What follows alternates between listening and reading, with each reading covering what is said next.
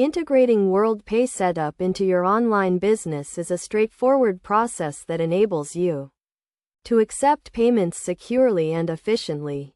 To begin, you need to create a WorldPay account on their official website, providing basic business and personal information to complete the registration process. Once your account is activated, you will receive a unique client ID and a set of API keys, which are essential for integrating WorldPay with your website or application. The next step is to choose the payment method you want to integrate, such as credit card payments, PayPal, or bank transfers. To integrate WorldPay, you will need to use their API, which provides a set of pre-built functions and code snippets to facilitate the integration process.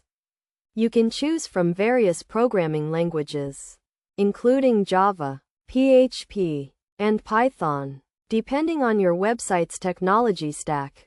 One of the key concepts to understand when integrating WorldPay is the payment flow, which involves redirecting the customer to the WorldPay payment page, where they can enter their payment details securely. After the payment is processed, the customer is redirected back to your website, where you can display a confirmation message and update the order status.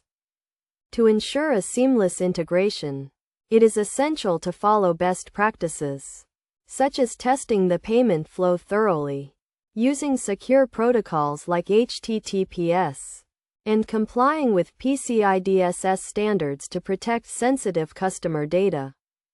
In terms of practical examples, you can use WorldPay's sample code and documentation to integrate their payment gateway with popular e-commerce platforms like Shopify, WooCommerce, or Magento. Additionally, WorldPay provides a sandbox environment where you can test your integration before going live.